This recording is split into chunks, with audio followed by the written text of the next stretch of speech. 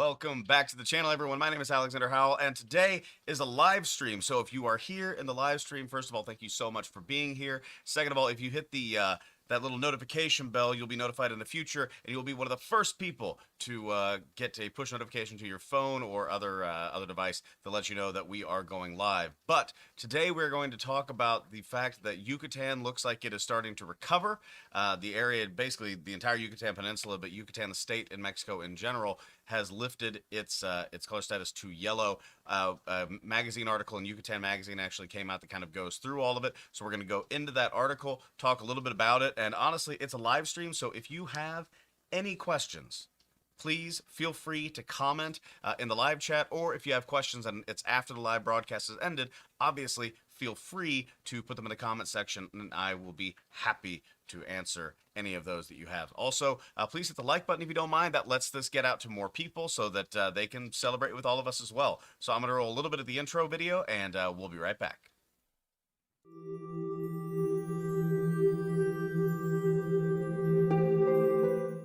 All right, and we're back. So that was me. Again, this is Alexander Howell. First of all, feel free to like, subscribe to the channel, do all of that we just talked about. I apologize, these live streams, I'm still kind of getting used to my script being unscripted, if you will.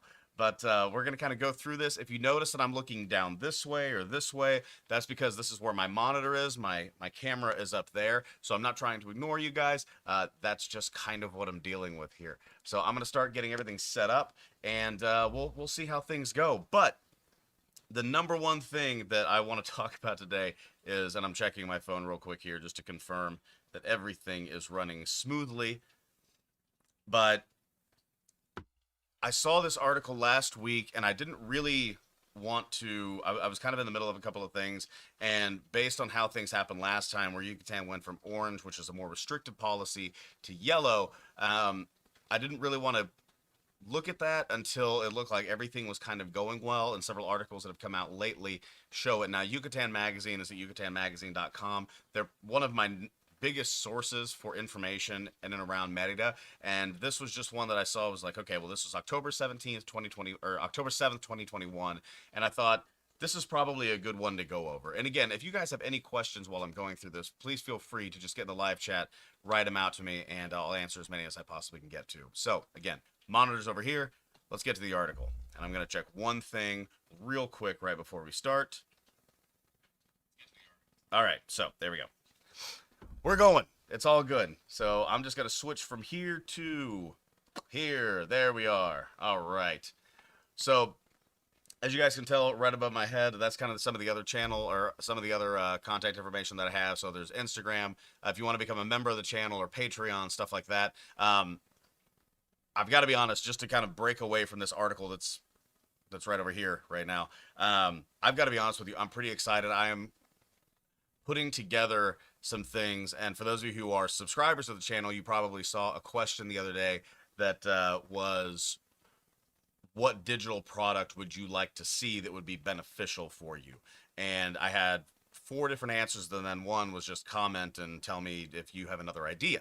And with that information, I was able to basically look at that and say, we've got some, I think there's some pretty cool stuff that I can create. I've already started on the 2 ones that are kind of winning that competition, but I'm going to try to create some digital products. Those are going to be available on the Patreon, and if you are a member of the channel, that's going to be something that will be available to you. So I'm still working on kind of the background stuff of that, but just so you know, it's going to be pretty exciting. So if you do want to do that, feel free. Outside of that, it's just kind of help everything go on. You're probably going to see a live stream or 2 while I am up in Chicago. For those of you who aren't part of the channel, I am from Kansas City normally, and obviously have the house at Merida as well. But my wife and I are taking a quick vacation to Chicago, so might do a random Chicago video. I love Chi-Town. I've been there twice now. This will be my 3rd time, and it's been really entertaining each time that I've gone. But I just figure, well, I'm already up there. I might as well try to do something with the camera and everything else. So anyway, getting back to it.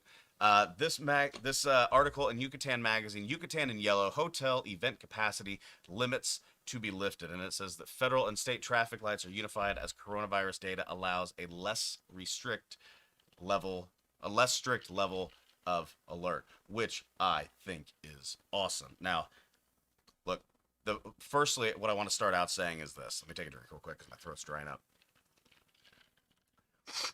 I am not the kind of person that is in any way, shape, or form going to say yay or nay on any of the policies that have been instituted over the last year and a half to 2 years. And the reason for that is it's very controversial for reasons that I don't always appreciate or like. But what I do think is that we all can get along, work within everything that we have to deal with, and especially for like in Yucatan and for where I'm from in Kansas City, there are bars and restaurants and other venues that have been really hurt by everything that happened with COVID, not just the virus, but all the restrictions that were placed on them. And we can argue back and forth all day long about whether they were right, whether they were wrong. We can argue the science, but now it feels like everybody kind of has their own science. So what I'll say is this. I'm not going to talk as much about that. I'm just going to talk about the fact that it is nice to see a return to normalcy. And if you do feel like, if you are somebody that feels like you need to stay away a bit longer, I completely understand that. If you're somebody that's excited about the fact that things are opening up again, I completely understand that. What I want to make sure that we get across, or at least that I get across, is that we find ourselves in a position where things appear to be going a bit back to normal. And if I'm a part of it, I want to make sure that you guys know what's going on. I know that most of you guys are busy. You probably don't have a chance to look at every single article that comes out. So that's what my channel is here for. Try to give you guys some information that maybe you don't have, maybe you do have, and go over it, talk about it, and see what we have to say. Jay Jones, what's going on? I'll be there at 6:30 Merida time today. That's good news. That is good news. Congratulations. I wish I was there. The temperature's starting to fall in Kansas City, and I do not like it. But congratulations, man. That's awesome. That's a good flight, too. 6:30. You're going to be in just amount of time to get through customs, get some dinner in you, and you'll be good to go. Have fun. Have fun. Especially with all this new policy. So, here we go. So, Yucatan's in yellow. Already read that. Cyclists, they opened this up. The cycles on Fiesta Americana, Paseo de Mateo. That was pretty cool. And again, I say a lot on live stream. Most of the time I can cut that out. One thing I am going to do, I feel like I'm getting cut off like crazy here. There we go. You guys are probably going to see some of my OBS stuff. Alex is moving around. There he is. All right, cool. We're good to go. I felt like, so there's always the cutoff lane where my green screen is, but it just felt like it was really restrictive at this point. So, all right, we're good to go. Anyway, thumbs up to you too, Jay. Yucatan is returned. So I'm just going to read this real quick. I'm not going to try to read every part of it if they start going over. I've seen this article. It came out October 7th. I saw it that day, and I probably read it 3 or 4 times since then. But you can also see on the side over here, Yucatan Bars and Cantinas forge for a new lobbying association. We're going to get into that too, because it seems very interesting, and it does seem to kind of stem from everything that they were put through over the last year and a half. And again, put through is probably a relative term, for the simple fact that I know a lot of us, follow the rules, follow the regulations, but we just have to be honest with each other and say that no matter how you feel about all of this, the fact of the matter is that a lot of these restaurants, a lot of these hotels, a lot of the just tourism in general in Merida, it was hurt with all of this, as was the rest of the world. So again, my whole thing is it's nice to see this kind of happening, and we'll just kind of continue on and see what happens. So Yucatan has returned to the yellow light for the second time since the pandemic protocols began. The health ministry Thursday announced that coronavirus data numbers would allow them to ease restrictions 4 months after bringing back the orange light. So for those of you who don't remember, they had the election where it went to yellow for a short period of time, then it went right back to orange, which is mask restrictions, percentage of people that can go to certain places, that kind of thing. So it went to yellow a little while ago, went right back to orange. Now we're back in yellow. So this means that as of November 1st, so what's that? 16 days from now. This means that as of November 1st, social events will be able to operate with 40% capacity in enclosed places and 60% in outdoor spaces. So still restricted, but less so than what we had before. Hotels and convention centers will be able to operate at 100% capacity. That rule comes in time for the much anticipated tourist fair, expected to bring thousands of conventioneers. Also, amateur leagues and sports tournaments are allowed in the state. In today's coronavirus report, 4 of 5 coronavirus indicators were down, including the positivity of cases and the rate of contagion. Infections and deaths are still high, but an improvement over the summertime surge, which, again, yellow, orange, red. Never got to red, I don't think, but yellow, orange, that kind of thing. Daily new infections have been below 250 for a week, and COVID-related hospitalizations dropped below 200 for the first time since June 2nd after reaching as high as 361 on July 7th. The traffic light change follows some, not real traffic light change, just the indicator. The traffic light change follows some easing up of the rules. The dry law is long gone, and the driver curfew was recently eliminated. The driver curfew, I believe, and correct me if I'm wrong in the comments here, I believe the driver curfew was something like 11 or 11:30 to 5 a.m. Because it was, the driver curfew was there when we were there last, and that was July and August. So, traffic light change, season out of the rules, dry law's gone, da da da.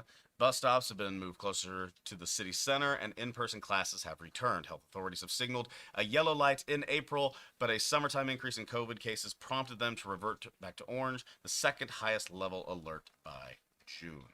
And that's the end of the article. Short, sweet, to the point, but you get it. Things are relaxing, and that is, in my opinion, absolutely fantastic for the people that are there because tourism is going to continue to improve. Now, there was one thing right here. You can kind of see on this side, Cozumel's cruise industry bounces back in a big way. I think that's going to be the exact same in Progresso and in several other areas. So as we continue along the line of opening things back up and getting to, rather than 40 and 60%, back to 100% in other spaces, I think this is going to be a huge thing. I think it's going to be an incredibly positive thing for the state of Yucatan. Real quick here, I'm going to go through the more articles page because you can kind of see, depending on how low this goes here, I'll bring it up here. You can kind of see that a lot of these in Yucatan Magazine have to do with things that are being brought back.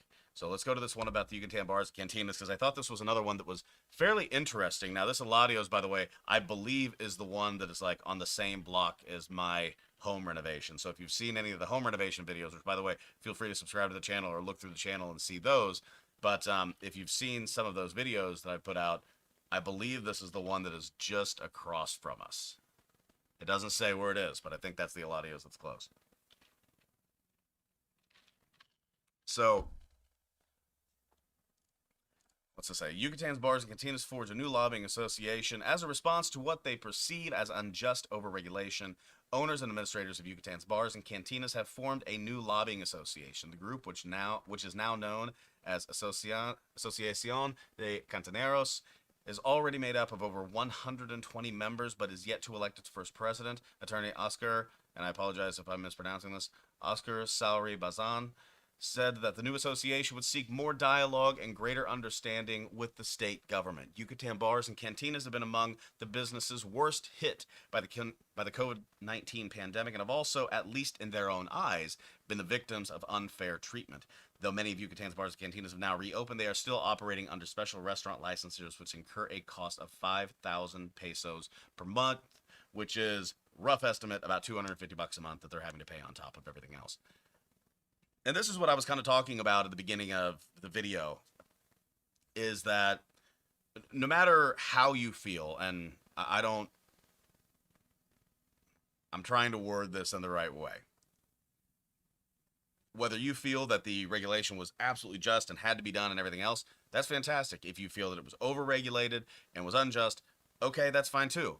But the fact of the matter is that no matter what you believe about everything that has happened, and in America it's been so politicized that I'm surprised anybody has an opinion that doesn't involve yelling at each other, but no matter what you believe is a part of this, these businesses have been significantly hurt because they basically put a lot of money into trying to create a business, and then all of a sudden people came along and said that they couldn't have a business anymore, and some people had to lay off employees. I know several businesses that made it a point to not do that, but lay off employees, not have time, and meanwhile, they still have to pay rent or their mortgage, their electric bill, all kinds of stuff.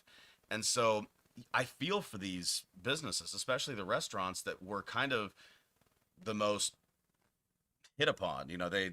Those and comedy clubs and theaters and stuff like that, those businesses were basically told one day, you're shut down. Good luck. And in Kansas City, the state of Missouri is pretty open at this point. But the actual county of Jackson County, which is where Kansas City proper is located and some of the other suburbs, they basically put their own county regulations on many of these businesses now too. So masks are still enforced, but if you go like, okay, I'll say this. I live in a suburb of Kansas City. Kansas City is literally attached to my backyard. If you walk across the backyard, boom, there's Kansas City. But I live in a small suburb. If I go 5 minutes south, I'd be in a different county and there's no masks. But Jackson County has them. I'm sure you can imagine that there's some clashing with regard to that. But no matter what, when you're told that you have to stay home, when you're told that you have to have reduced capacity, you don't get into business thinking that a global pandemic is going to occur. And so all of those costs that you have sunk in and those constant monthly costs are just going to be things that are outlaid, but there's no income coming in. So this is interesting to me, and I'm excited to see where this goes moving forward. And I don't mean excited as in like, I can't wait to see the confrontation that's going to happen. I mean, it's going to be interesting to see exactly how businesses like Eladia's and all of the other bars and restaurants that are a part of this react and push back in the future, because they now know what can happen. They now know that, you know, for a year and a half to 2 years, they could be hurt. And now they got to figure out their own way. They've got to, you know, I don't want to say fight back, but it kind of is that. So if we kind of continue down the article here, Yucatan's bar and cantina administrators insist they are doing everything in their power to keep their guests and staff safe, but many feel that their industry has been scapegoated as a hotspot for COVID-19 contagion. Though some establishments have not been able to survive COVID-19 pandemic, surprisingly others, such as Centro's Banampak, have opened during the crisis, though they did get temporarily shut down by city authorities. So again, it's just one of those things that I think we're going to continue to see as we progress through this return to normalcy, as I believe I put it in the title. So next, let's go to this one, because it again kind of covers exactly what we're talking about here. Live music is back at Yucatan's restaurants and bars, October 13th, 2021, from Carlos Rosada Vendergrosh. I hope I'm pronouncing that right, Carlos. I apologize if I'm not. But I see live music. The ban against live music in bars and restaurants in Yucatan has come to an end. The measure was put in place over a year and a half ago, along with a series of other restrictions to help against the spread of COVID-19. Yucatan's Restaurant Association says it is also in talks with the state to also lift restrictions that limit restaurant hours until midnight. The association also suggested that once the state vaccination program is complete, restaurants should also be able to begin working at full capacity. It is clear that the vaccination is key to getting our industry running once again. Once everyone is vaccinated, we should be able to return to work normally. So, again, we're talking about a situation in which, you know, everybody's just trying to, you know, they're trying to get back to what it was before. I mean, I've talked about this journey quite a bit. I've talked about the situation several times because we had a very interesting perspective when we went on our initial trip to Merida. And we actually, and I have to say this all the time, we didn't stay in Merida proper. We didn't stay in the city. We stayed on the beach, and it was actually about 15 minutes east of Progreso and the township of Wymatoon. And it was just, you know, place on the beach, stay there for a month. And when we first got there, when we left, it was, you know, a couple of people wearing masks. That's it. It was just a few people wearing masks, going to go in the airport. Like, I seriously think in Kansas City, we saw 2 people wearing masks, and in Houston, 0 people, in Merida, 0 people. And by the time we came back, masks were required, and that was it.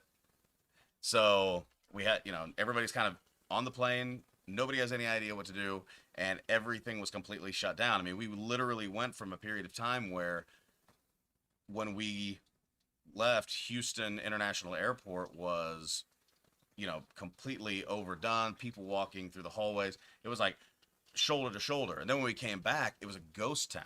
And I've said this several times, I counted 15 cars between Kansas City International Airport and downtown Kansas City, which is about a 20-minute drive. 15 cars on a highway where I normally wouldn't be able to count any of them because there'd be so many. So seeing things kind of get back to normal, while I know some people are going to push back on it, and justly, because of everything that we've been through, I think it's nice to see that, you know, rates are going down and we're adjusting back into this. Robert, what's going on? Happy Friday to you too, buddy. Good to see you. Hope you're doing well. Vargas.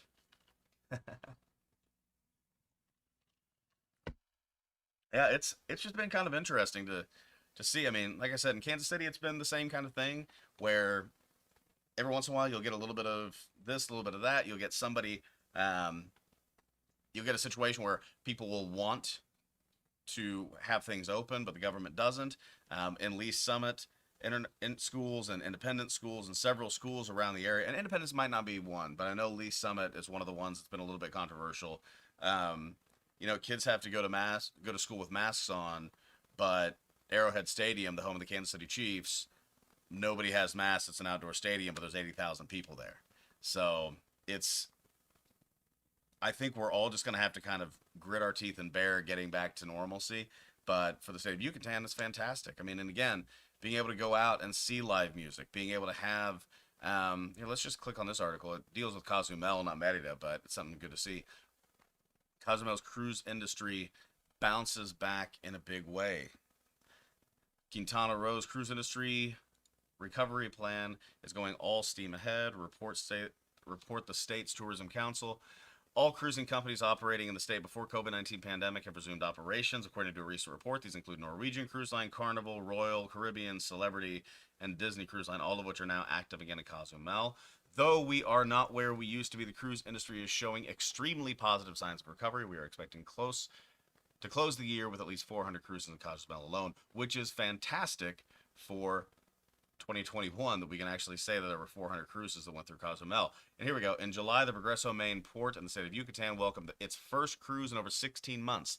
The cruise ship in question was the Carnival Breeze, which departed from Galveston, Texas. Jeez, going crazy.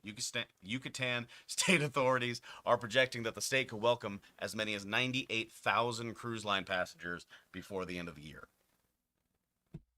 Cruise ship arrivals in the Port of Progreso are welcomed by a sanitary brigade made up of government officials and volunteers called Amigos de la Salud, Friends of Health. This group supervises passenger disembarkation and offers free face masks and antibacterial gel.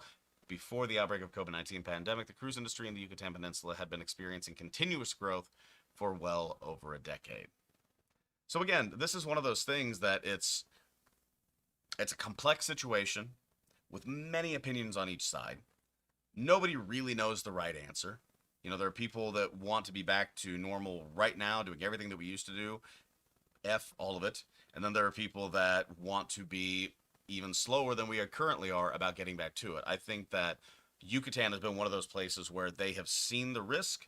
They have determined what they wanted to do. They've been very restrictive, but now they're starting to lessen it because they see that things are improving. So personally, like, how I feel is this. I'm ready to be done talking about it, but I know we're not done talking about it. The positive is that it looks like this is getting further and further into our rearview mirror, as opposed to being something that we see on a day-to-day basis, which, in my mind, is a positive thing. So yeah, by the way, guys, if you don't mind, if you're watching this right now, please feel free to like the video. It helps get out to more people. Also, just helps to kind of go up in the live section because they see that people like it. So thank you so much for doing that. But, this is just one of those things that, to me, like I said, I think the rearview mirror thing is the best. When we first started going through this, and again, we had a unique perspective because we didn't see what everybody in the United States was going through. We only saw a little bit about what was going on in the Yucatan, because even where we were kind of out in the sticks, quote unquote. And so for our situation, we were like, nobody on one side, nobody on the other. And every time we'd go into Progresso, we'd kind of start to see things get a little bit more restrictive. But even then, it was still kind of hitting later than most. About a week after we left, that's when we really started seeing that Yucatan was getting locked down. I think I said this on several videos. When we left, we actually had to leave a day earlier than we had planned on leaving because all of the flights for 3 or 4 days outside of the one that we took had been canceled. Our flight had been canceled. Our family's flight had been canceled. Or no, our family's flight was the only one that was still there because they were going to leave a day ahead of us. But like everything was getting canceled. and our flight leaving was half full, and our flight from Houston to Kansas City was a quarter full, if that. So we didn't see the toilet paper shortages. We didn't see the paper towel shortages. We didn't see any of that. It was just kind of like, okay, this is a new reality, and now we're going to be in quarantine for 10 or 14 or 21 days, whatever it ended up being. Robert, what's going on? I've been to Riviera Maya 3 times in the last 3 months. Tulum, Playa, and Merida developing relationships with developers. Fantastic, man. I can't wait to hear about this. You're doing work. You're putting it in. I really like need to schedule a phone call or something because this sounds like exciting. If you've already established relationships in all of those places. By the way, Robert has been around for quite some time on the channel, so thank you for being here, man.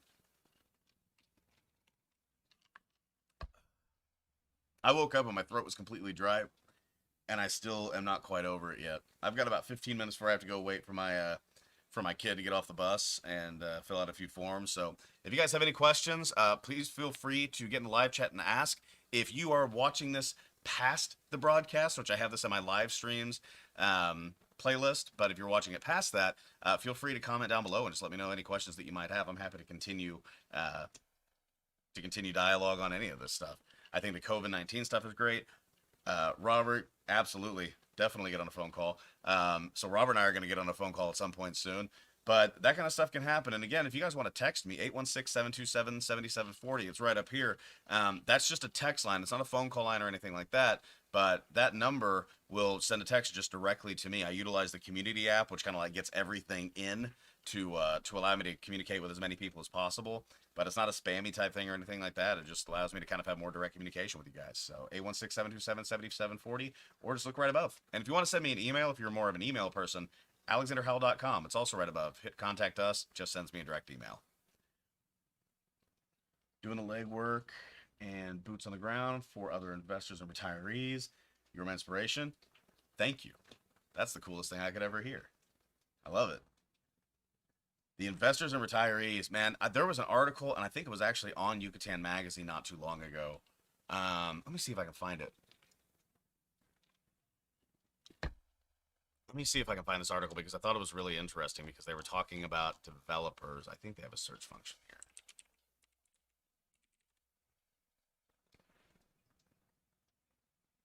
Yucatan leads the region, and yep, there. That's not the one, but that was way later. Oh, here's one that I did post on our Facebook group, by the way. Colonial, new to the market, large, luscious, unspoiled. Here it is, right here. Should Yucatan develop its very own Cancun-like hotel zone? This is in August.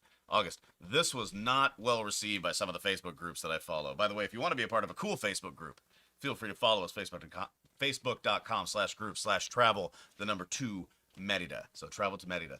And also, feel free to like this video. Thanks, guys. But this was the article that I was pointing out. God, I hate ads. Go away. Go away. Should Yucatan develop its very own Cancun-like hotel zone? And this is really the only part of the article that I need to read to you to show why this was like hated by so many people. Tourism developers suggest developing a 3-mile-long hotel zone along Yucatan's coast.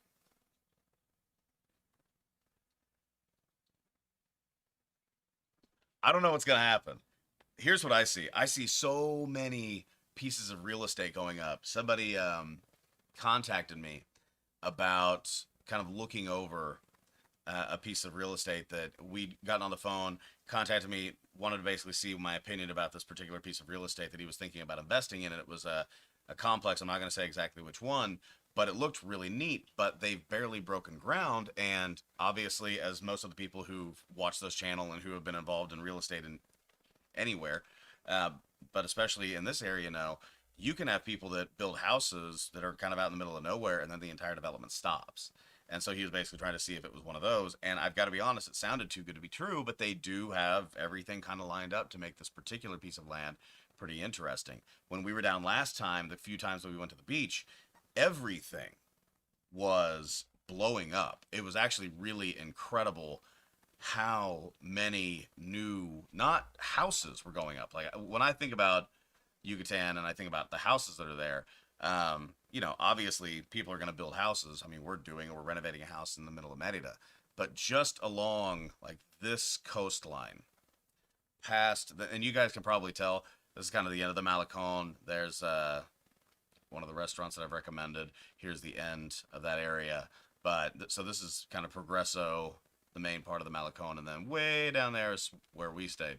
But when you think about all of this development and everything, when we were down there, we saw so many condos going up right along the beach, and I know that that is something that there are a lot of people that are going to push back on.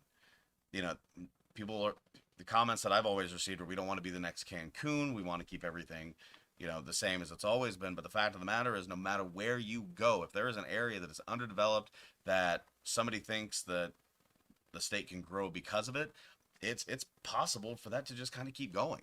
And when you're looking at developments for retirees, I mean, my channel's gone from 5 random subscribers in August of 2020 to now 1,370 or so. And it's not the fastest growth of any channel in the world, but I don't talk about sports. I don't talk about like weird things like a Mr. Beast kind of person does. So my videos aren't going to get 20 million a pop, and I don't want them to. But this kind of stuff is the reason that I think that it's growing, is because there's so many people that are looking into Merida, that are looking into the Yucatan, and especially that are looking into other places around the world, like Robert's talking about with his stuff, are places for retirees where they can move, and it's a good place, it's safe, and they know that their dollars are just they're going to go a lot further. This is the same reason why people that are digital nomads move to Thailand for a couple of years. It's beautiful. Your dollar travels a very long way. It goes for a lot, and you can have a fantastic environment with amazing people. And so stuff like this, developing the Cancun-like hotel zone, I don't know if they'll be able to do it now, but it would not surprise me in the least if we don't see that at some point in the future. So let me know if you guys agree with me. Again, comments or live chat, but it's something that I think is just going to continue to kind of rise in popularity.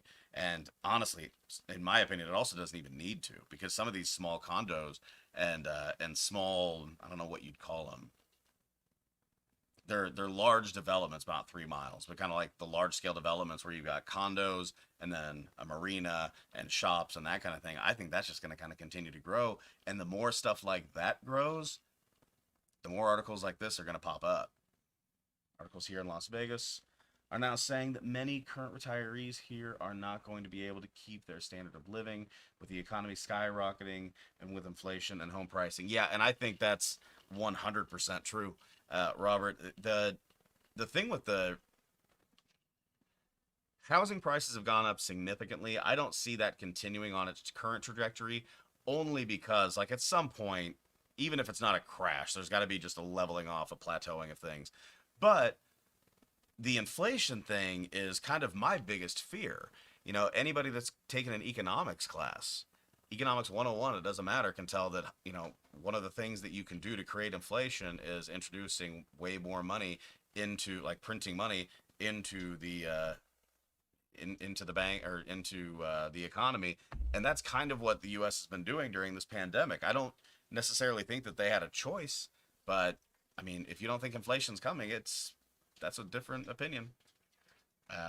Again, I'm not trying to get into politics. It's just one of those things, like, literally, I can grab one of my economics textbooks, I think it's over there, and look up, like, what happens when you print money, and it's like, they're going to always go back to, like, some of the European empires that, the famous video of the woman who, like, walks in with a grocery cart full of cash and comes out with some bread.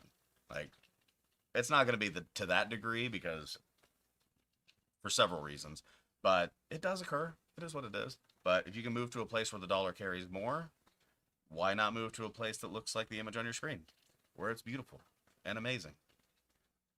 All right, I'm excited about developing open locations abroad for fellow expats to enjoy their golden years, and doesn't hurt that my wife is a nurse. Heck no, it doesn't hurt that your wife's a nurse.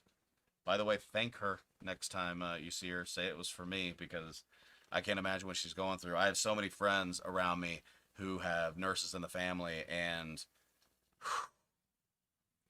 I remember going through school, and they said that I was going to be one of the most sought after jobs, like, or one of the most sought after professions by by the time that I got older, because they were talking about baby boomers getting older, and so nurses were going to be in demand. And boy, they were not just right, they were completely right. But this has soured a lot of people on that particular career. I've talked to a lot of nurses that are just, not that they're like, again, not that they're bringing politics into work, but it's just one of those things like, can you imagine dealing with this day after day after day? I'm lucky enough where I work from home for the most part, and I have to deal with it in conversations that I have with random people. I don't have to deal with it on a constant basis, and these poor people are they've done a lot for us. They've helped a lot of us out. You know, I think I've said it a couple of times now. Kansas City Chiefs have a lineman, an offensive lineman that I don't know why he's not playing, but last year he forewent that year so that he could work in the hospitals up in Canada, and he's a doctor. So he's a doctor and a professional football player. Too bad that guy just hasn't achieved much in life. But yeah, he forewent last year to kind of help with the COVID crisis, but he came back this year. But man, I cannot even imagine how all those people are doing it. Well, guys, I apologize. I'm trying to get these live streams to be a little bit longer, just because it seems like the longer that I'm on, the more people that come in. But I unfortunately have to run. My son is about to be dropped off. But thank you all so much for being a part of this live stream. Again, if you were not able to catch this live stream, feel free to comment down below, like the video, and subscribe to the channel. Hit the notification bell. That way, the next time I go live, which will probably be in Chicago, by the way, you all are notified first. Everything right here above me, all of that stuff is awesome. If you want to follow me on other places like Instagram, go to the website. You want to be a Patreon or a member, I obviously very much appreciate that. And I am ridiculously excited to do a video where I talk about all the things that I have planned for my Patreons and the members of this channel. Like I said, the question that I got, or that I sent out the other day on this channel, where I talked about what digital products would be beneficial for you, something like a book or a guide to becoming a permanent resident of Mexico, breakdown of all the top 10 expat destinations in Mexico, all of those things. Those are going to be available on my Patreon page and for the members of this channel. So if you are interested in doing that, hit the join button on my main page on this channel, and go to Patreon too. It's right above here. But guys, again, thank you so much for being a part of this live broadcast. Thank you so much for liking the video. Robert, you got one question. New nurse, 3 months employed, 4 interviews, 4 job offers, works 60 hours a week. She is an angel. And tell her that. Tell her that she is an angel, because I 100% believe that. And with that, guys, thank you so much for being a part of this today. And as always, peace. And I'm going to go over here and hit the stop streaming button.